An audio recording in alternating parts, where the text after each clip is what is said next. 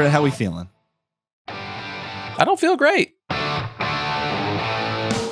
Hello, world, and welcome back to Gridiron Campbell, the only podcast that puts its money where its mouth is. I'm your host, Rich Ryan, and I'm joined by the entire collective, the Disciple, Brett Colson, Donnie, DP Peters, and the resident moose himself, Mo Nawara. If you're watching this on YouTube, please like the video and subscribe to the channel. Listeners, rate and review on your podcatcher of choice.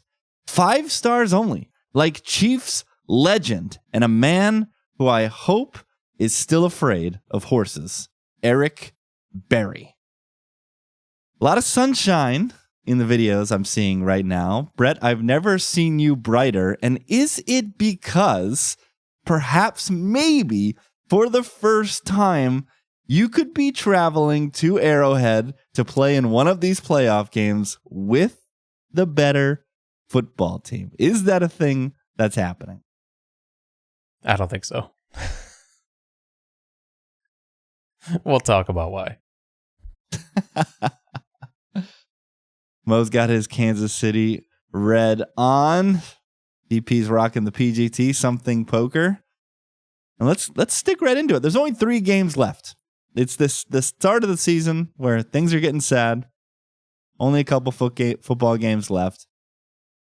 Donnie's no longer a Patriots fan, so he doesn't have any allegiances. He's just sitting there watching. But for me, this is the time of the year where things start to get exciting, actually, because hope springs eternal. And the Jets are undefeated in the offseason. New head coach, Aaron Glenn. But for Mo, it's last couple of years. This is business time, and for Brett, always knocking on the door. It's always clenched butt season. But we'll start in the other conference. We'll go in order of the games, and we've got our Washington, formerly racial slurs, formerly football team, now Commanders, traveling to Philadelphia to take on the Eagles.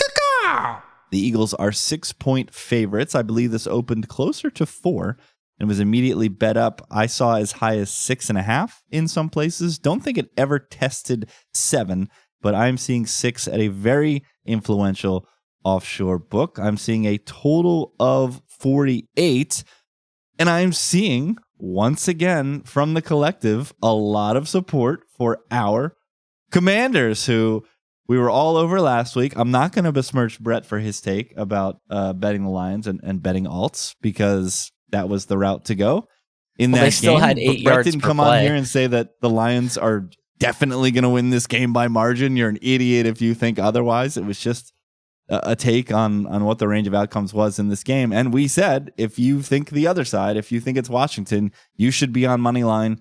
You should be on passing totals, rushing totals on the other side. And there were some juicy parlays to be had if you were pro Washington in that game. Mo, the one that didn't come home, your best take on the pod, Washington money line and Lions over 31.5. An absolutely brutal beat for you. That one goes into the hall of Mo's tout fame, I think. That was one of my greatest touts ever. If I basically needed Dan Campbell to be aggressive one last time, man. I mean, it was like 4th and 5 on the 10 or something. You're down $1 million. I just try to get a touchdown. Of all the spots to kick, he picks that one. I just needed him to go there. And then Jared Goff, obviously, not to turn into a pumpkin one last drive. Although I have heard some takes that maybe none of this was his fault and he was concussed the whole time, because all of his bad decisions happened after he got leveled by Frankie Louvu. So maybe I should cut him some slack.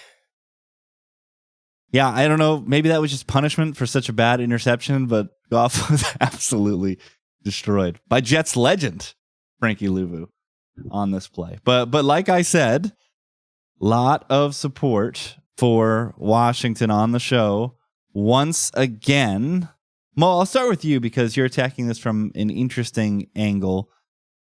Attacking the other side, attacking an offense that was very lackluster last week, a quarterback that we do not support, a quarterback with a bum ankle who needs to be effective on the ground for this offense to be fully efficient. You've got Eagles team total under 27.5. Yeah, this is the first thing I put into my account this week. I think it's still the only thing I put into my account this week. This is one where I basically see, I like betting these spots where there's multiple paths to victory, and I think this is one of them. Like, I think if the Eagles win, they're going to be pounding the rock anyway because they got ahead and their defense is doing good work against this Washington offense, which I think it matches up well against. So, like, I think the Eagles could win a low-scoring game here. And then I think if the Eagles lose, they're definitely not passing 27.5 points here. So I think no matter who wins this game, the Eagles are a fair bet to stay under this team total. It's really high for me in a game where we just haven't seen Jalen Hurts play replacement level football basically in the playoffs. I don't know why the market's so confident in Philly. I can get behind this defense being in a good spot. Basically, Jaden Daniels destroyed the blitz last week against Detroit. We know what the Eagles are going to do. They're not going to blitz. They're going to rush 4. They're going to sit back in their zone. And Jaden Daniels has been much less effective in that spot. So I think it's a good matchup for their defense, but I don't have any confidence Hurts is going to be able to come out and complete passes down the field. I think this is similar to last week where if Washington covers, they're probably going to win this game. I mean, I don't think taking the points with Washington makes that much sense, really. I think you should either take Washington money line or just lay the points with the Eagles, because if the Eagles defense comes out and plays the way it could, yeah, they could shut Washington down. I could see that happening. I mean, this Washington offense has not been able to run the ball at all on the Eagles in multiple times when they faced them this year. It's just been, the Eagles have, even though they are playing all these light boxes, they must just have enough muscle up front to stop this mediocre Washington O-line. And then you have Sam Cosmi. He's like maybe their best Sam Cosmi lineman.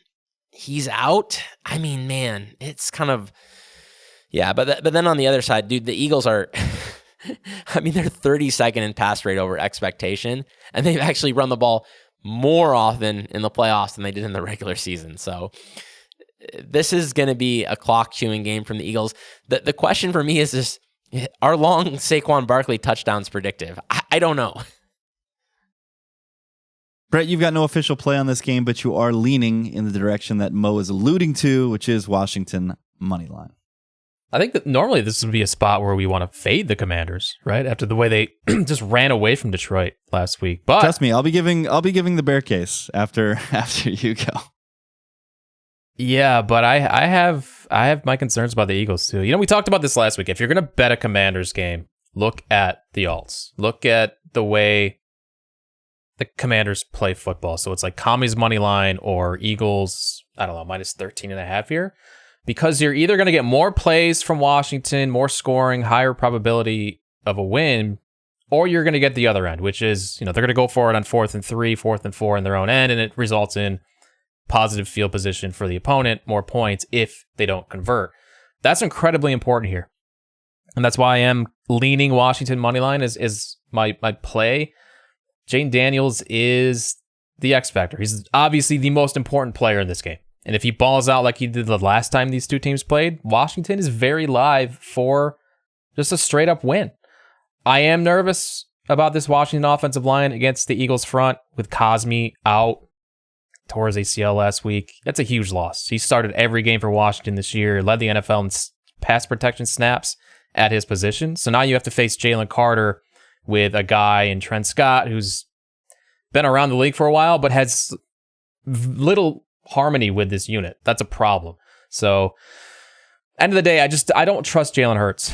Like, if the Eagles are in a critical final moment of a football game, I don't trust him, especially with the injury now. So I think commies do win this game more often than what the market is telling us. So that's where I'm leaning. I probably will have a bet on the Commanders by Sunday. So I think this is a very, very, very tough spot for Washington. This is their 4th straight road game, and I know Week 18 was a bit fake because they only played for a half in Dallas, but this rhythm of always going on the road time and time again can catch up with you. You've got the Lions flu after playing Detroit last week, a very physical game with an offensive line that's already banged up. And now you have to go to Philly, who definitely have a trench advantage on both sides of the ball. And if I'm playing this game, I think it's Philadelphia. I think it's Philadelphia by margin. I just think they're going to be able to grind this team into a pulp.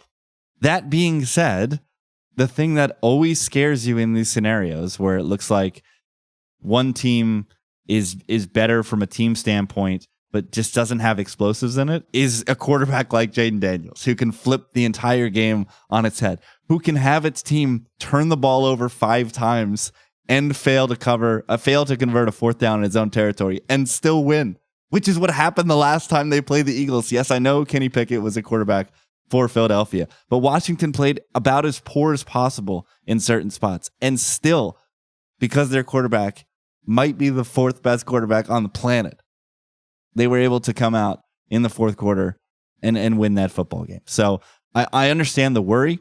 If Washington win this game, I will be 0% shocked. That being said, I just think the Eagles machine and their trench advantage is just going to be too much for a Washington team that has been playing 100% for 2 weeks in a row on the road. Lions flu, and I just think they just might hit a wall in this game. And look, I'm the number 1 Hurts denigrator on the planet too. So I'm not expecting him to come out and be amazing. I think the ankle injury is huge because the last time these two teams played, when Hurts was in the game briefly at the beginning, he had a lot of success running against this team. And we've seen Bobby Wagner on the injury report for multiple weeks now. So that is a weakness for Washington that can be attacked.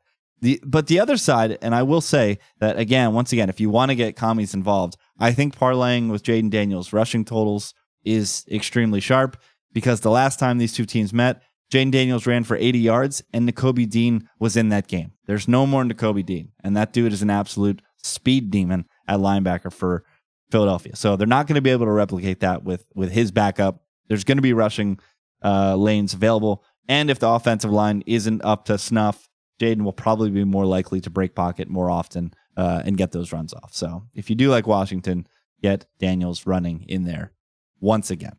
DP, you've got an interesting one in this game, and it'll kind of segue us into the AFC Championship because you're kind of you're doing the old Nolan Dalla here, a little suicide squeeze, suicide tease with both of these teams. Yeah, I mean, admittedly, forcibly. I mean, I have been forcibly. Someone's got a gun to your head. I mean, well, I've placed maybe 8-9 different teasers the past 2 weeks, and I've won them all. So I feel like I have to do one. Okay, that is why. So, like, the hand of God is forcing me to press the buttons on this app. Okay, I have to get something in.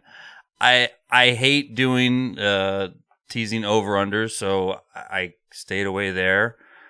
I do really like the Bills, getting them from 1.5 up to 7.5. So then I went both ways on the Commies Eagles game. I got the Eagles down to a pick. I got the Commies up to 12. Hopefully, just try and middle it and just have my fun. Mostly because I just want to keep my super clean teaser record through the entire playoffs. So. And if I win this week, I have no idea what I'm going to do in the Super Bowl because, as I said, I don't like to do the over-unders. But I guess I'm going to have to because that's just how it is. If you want to keep it clean, you got to find a book. Stop now? No, come on. What? This is gambling, bro. We let it ride. Get this guy off the podcast. Stop. Open teaser with the Super Bowl and the Hall of Fame game. You beat me to it. Open teaser. They want me open tease here. So I was gonna say they're probably still not. That's an artifact of offshores that we don't talk about. I was honestly surprised they even let me do this. I was like, once they see the one side in the account, they're probably just going to just say, oh, no, you can't do this because it's whatever. Like, because these books are all ridiculous these days. Well, no, I think the best part is that, Donnie, you talked your friend off the ledge, hopefully, of teasing the Lions last week because you were trying to explain to him Wong teasers and he wanted to tease the Lions down. You're like, this doesn't make sense. Were you successful in talking him off the ledge? I didn't say anything in response to that text message, but it was just funny that a good friend of mine, and who many of you know, has worked in the gambling industry forever and in sports betting, and had no idea what a Wong teaser was. I just thought that was absolutely comical. It's like, whatever. All right. The wait is over. The Bills make me wanna. Brett teased us. He said there was a chance, I guess there always was a chance that he was going to go. But it sounds like he'll be in the comfy confines of the farm in Buffalo. Did some shoveling this week. Get some rest and relaxation. There's no way Brett still has a Plowing. shovel. I was going to say plowing. Yeah, he did some plowing this week. There's shoveling for maintenance. It's snowblower plus shovel. It's not all shovel. Thank God. Brett, how we feeling? I don't feel great. I feel worse than I did last week. And I didn't feel good last week either. Why? Because it's the Chiefs. Yeah, but last week was, I feel like, the penultimate step of maturation from Josh, right? He just needed to play a clean game. Played a clean game. This is just, this is a video game. He's leveling up. He is ready to take on the end boss.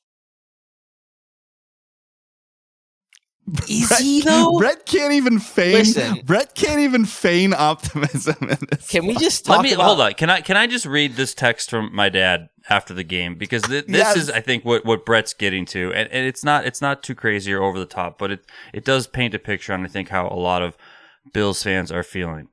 I said to my dad, what a win. He said, nail biter. I think we can beat KC.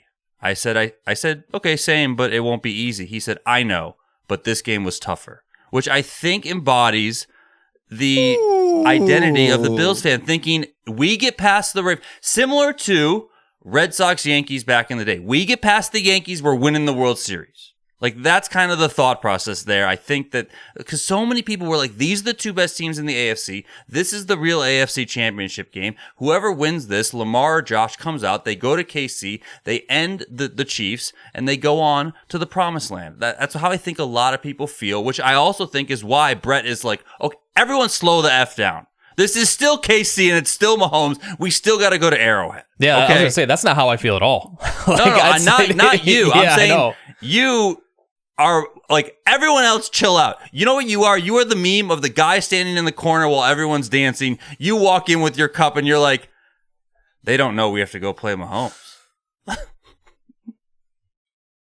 The pain that these playoff games have brought me, I'm scarred. I am scarred. And it's impossible for me. This is a betting podcast. It's impossible for me to handicap this game without some sort of unconscious bias because of what's happened the last 4 years. Josh Allen's 4-1 against the Chiefs in the regular season and 0-3 in the playoffs. How could I feel good going into Arrowhead again, knowing that it's like the Chiefs in January are just different? But they and like as lackluster and as sleepy as this Chiefs team has looked this year, the one thing we've talked about for the past 5 years on this podcast, there is no duo better in high leverage than Andy Reid and Patrick Mahomes. They find a way. If you give them an opportunity, they find a way. That is always in the back of my mind. Even though the Bills are cleaner, like McDermott, his in-game decision-making, his clock management is better than it has been, but it's still like, it haunts me. Because they've given the Chiefs games in the playoffs the past 4 years. Buried the lead. This line is 1.5 in favor of Kansas City. I think the problem is, I didn't see Kansas City flip the switch last week. And Mo, I think you will agree, in person, you were very scared. You legitimately thought that the Houston Texans were live in that contest. So tell me, are the Chiefs, who, let's say it, they didn't flip the switch last week, are they going to flip the switch here? I still think they could. Maybe they felt like they didn't need to when they're 8.5-point favorites, which I think is probably fair. I mean, they just won that game the exact same way they've won all season, which is just manage the game, don't make any big mistakes, and let the other team blow its dick to smithereens. Here's the thing, though.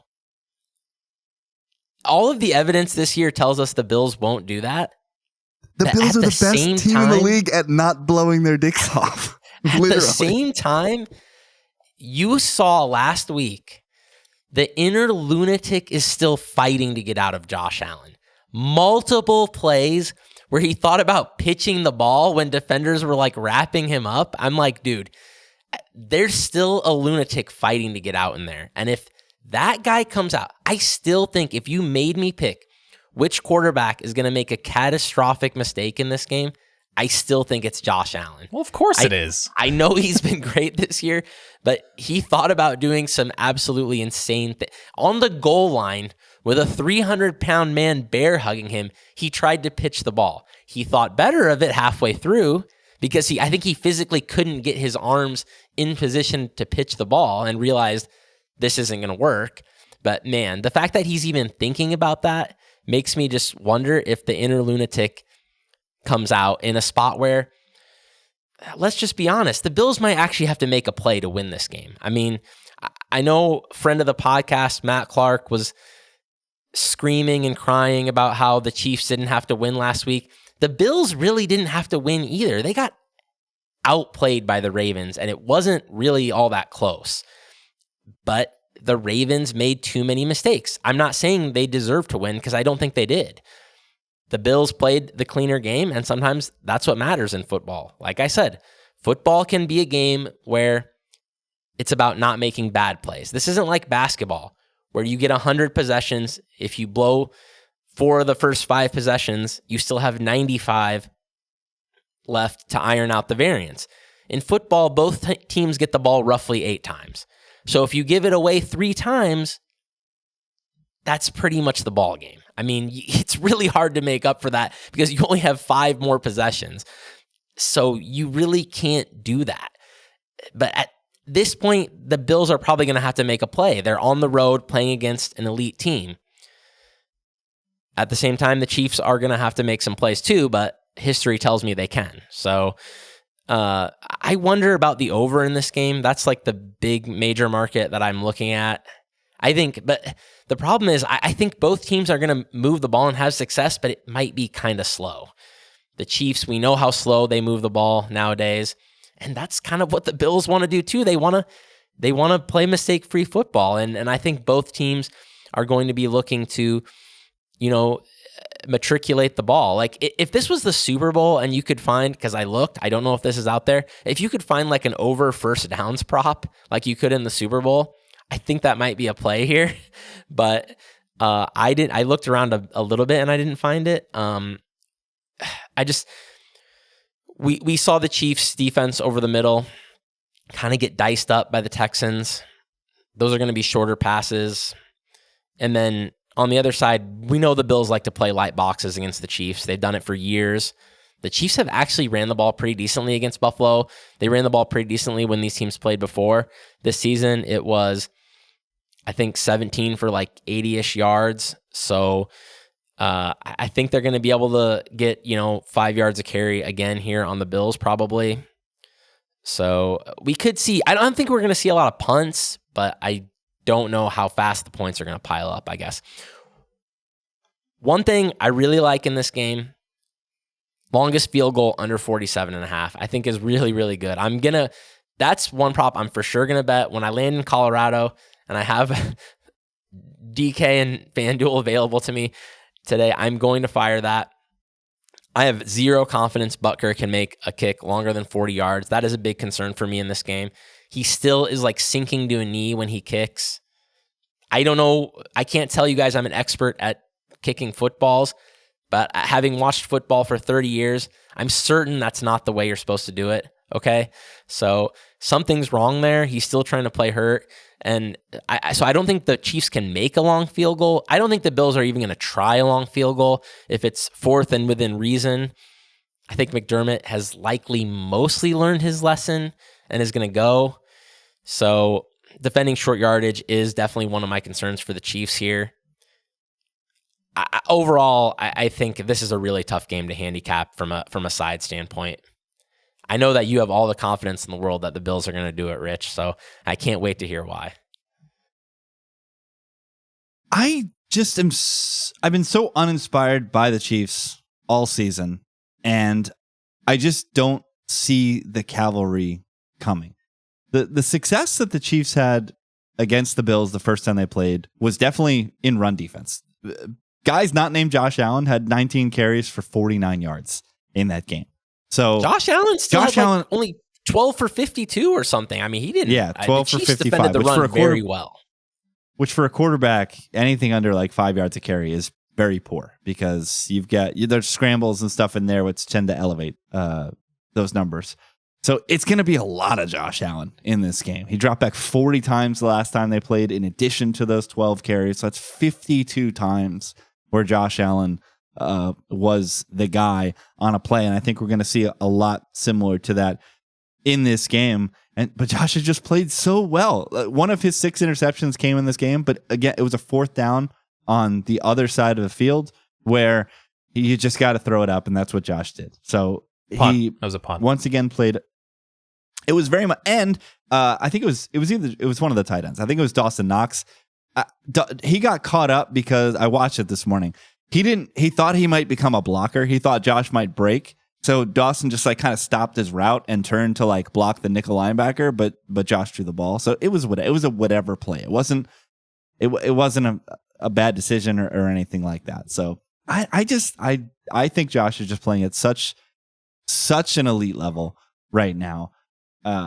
Shakir is the perfect player for this matchup. Like you said, Mo, there's so much opportunity to attack the Chiefs in the middle level, in the middle of the field, over the middle. And I think Shakir is just tailor-made to take advantage of that matchup. And the way the Bills defense is playing, I think they're going to give Mahomes a ton of fits. Andy went deep into his bag in this game against the Bills. We were throwing passes to Peyton Henderson and Mike Caliendo in this game. Like Andy brought out the good plays in this game and still lost by 9 points in Orchard Park. So I think it's an uphill battle for Kansas City. That said, just like in the previous cap, when you've got a quarterback like Mahomes on the other side, you're not going to be super duper comfortable. So I do lean Bills, but this is certainly not. I'm not standing on a table like I am for the Eagles. I think the Eagles have a very clear advantage in a lot of spots in that game, and it just comes down to can Jaden Daniels be an elite quarterback? Whereas this game is just a proper heavyweight fight. There's going to be some bounce of the ball, some play that leans it one way or the other, and I think the only certain thing I am about this game is how uncertain I am of the outcome. So DP brings up a very important point. Brett, you said in high leverage on an offensive down, there's 2 people who you don't trust more than Mahomes and Andy Reid. And I got to say there's a third one, especially if he gets injected with the good stuff again before Sunday. And that's number 87, Travis Kelce, right, TP? Yeah, I mean, how can you not bet on this guy every single week when it comes to the playoffs? I mean, he's just unbelievable. It's wild. When he broke off that what was it, 60 yards last? I mean, first of all, can somebody tell these damn coaches that Travis Kelce is playing football every single week? I mean, it's unbelievable. These guys just don't cover him. It's freaking wild. And then like you watch him and you're like, I have no idea how this guy is open because he moves slower than any of us. And I'm not even exaggerating. He legit moves slower than me. I do not care. Like that was 2 That play had 2 more tackles broken than I've seen Kelce break all season. But he didn't look any better than he looked like last year when he came out against the Bills and was just shredding. He looked like old Travis Kelce. That did not look like old Travis Kelce. No, he's like barely moving. It's wild out there how it happens. That said, it's money time, and it's Mahomes to Kelce every single damn week in the playoffs. It's freaking wild. So I'm looking at over receiving yards. I thought receptions was a little bit more risky. I think I saw 6.5. I can't remember. 6.5 juice to the over, guys. Yeah, the market is pricing in playoff Chiefs because Travis Kelce has not been close to these numbers for a lot of the season. Yeah, and then I'll just take some anytime touchdown plus 130, whatever. I mean, if they get anywhere near the red zone, which I expect that there's going to be bunch of ball movement in this one. They're going to have plenty of opportunities to score. I mean, Travis is the guy. He's the go-to guy. So I really when we saw on the 2 money downs last week with the Bills, they gave up a touchdown to Isaiah Likely, and then on the 2-point, I mean, they gave up the 2-point to Mark Andrews, and the guy just fucking dropped. So if those guys can get schemed open, on a money down in the red zone, I'm thinking 87 might get a chance to get a touchdown. My biggest concern.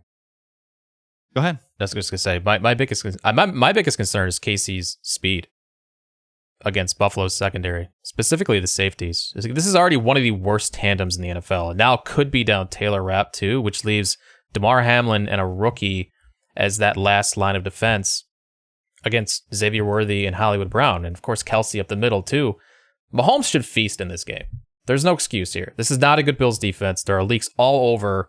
And so I like Mahomes overs here, touchdowns, yards. I think we're going to get exposed, much like we did against the Rams and the Lions late in the year. And so I'm terrified that we get the very best Patrick Mahomes in this game. You beat me to it. I was literally going to ask you, does Taylor Rapp matter? The issue with that, and this is where our guy, Matt Clark, he just popped up. And he's listening to the podcast. Patrick Mahomes was 30th in air yards this year. So is that because Xavier Worthy doesn't know what he's doing going downfield? Doesn't have the connection with Mahomes? It wasn't there this year, right? And some of it is scheme. Some of it is that Xavier Worthy getting up to speed. Obviously, no Rashee Rice, no Hollywood Brown for most of the season. They do have Hollywood back, so I don't know. I don't know if the Chiefs, my father's Chiefs, maybe throwing to Tyreek Hill 90 yards downfield, maybe that's a possibility. But Mo, is this team going to have success going downfield? That's the thing. Mahomes' downfield accuracy has been a little leaky for multiple seasons in a row now. That being said, I agree with Brett. These safeties are the weak point, number one. Number two, a couple things in the Chiefs' favor that I will say. The connection with Worthy has been better over the second half of the season. It definitely has been. Number two, I think Hollywood Brown is a very helpful piece here. This passing offense looked significantly more effective when he came back the last few games. I thought he gave the Chiefs a real boost. Now, that didn't show up last week, but the Texans have elite outside cornerbacks, man. I mean, Christian Benford is very good. I don't think the rest of this secondary is scaring me overall. So there should be opportunities here, like Brett said, that might not have been there just because the Texans are that good, man. That defense is great. That's the thing. You have to grade that game on a curve. Like, I know the Chiefs looked lethargic. I know they looked poor. They got overwhelmed up front by a much better pass rush than what the Bills have. The Bills are solid, but the Texans are like top 5. And their outside corners are tremendous. So they are very difficult to beat down the field, which is why I said that was going to be a low A-dot game.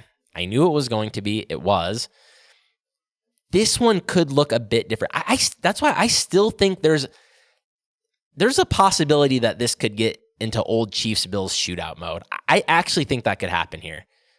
I mean, I think it's going to be a slower game, but I think it's possible. Well, that's what I was kind of alluding to. if like Josh is going to have the ball 50 times, they scored 50 points the last time these two teams played, right? Like, if the quarterbacks the total in this that game, the are market total was lower. That was like 44.5 total or something. Like, if you're telling me the quarterbacks in this game are going to have the ball 100 times, like, it's going to be points. Like, these guys are going to will their team to points. So I definitely, 48 is up there, but I definitely, like, I'm not betting against these two guys. Look at last week with the Bills-Ravens game, right? I had that cap dead wrong. But it's just, when you get two quarterbacks of that caliber, it doesn't matter how poor Lamar Jackson plays in one half. He can just play magic for a full half and get the ball downfield and score points. So I'm over 48. It's definitely in play in this contest. Boy, oh boy. Mo's going to be playing something poker. Like, are you going to be actually in a tournament? Hopefully, fingers crossed. Let's hope. Last year, during this game against the Ravens, I was in my Chief stuff in enemy territory in Colorado, and I think people thought I was like winning poker hands. I kept yelling and getting bucked during that. It was all for big Chiefs plays against the Ravens. So, yeah,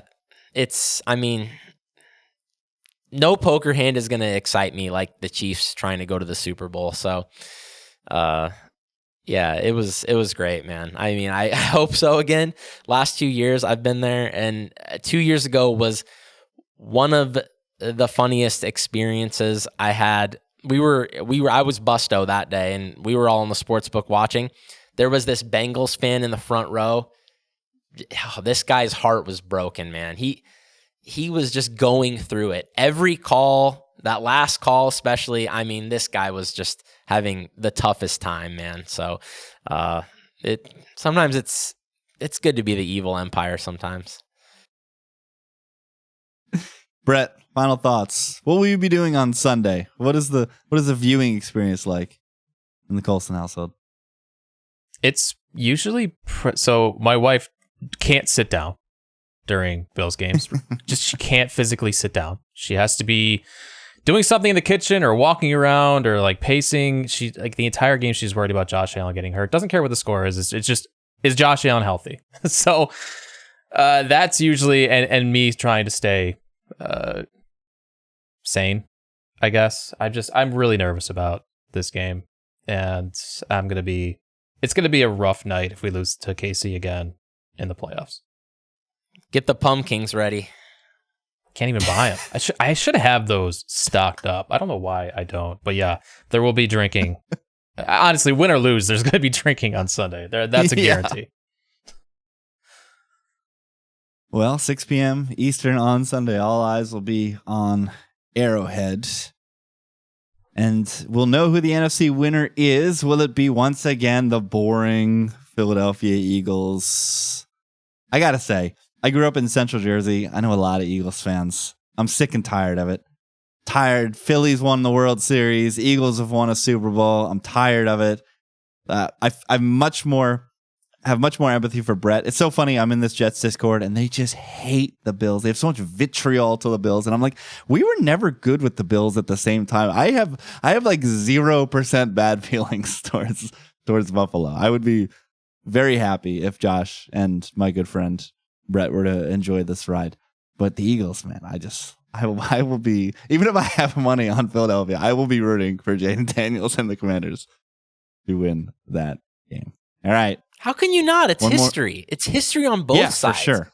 You got one side Chiefs going for three-peat, and you got the other side literal rookie has never, ever gotten this far. I mean, that's awesome.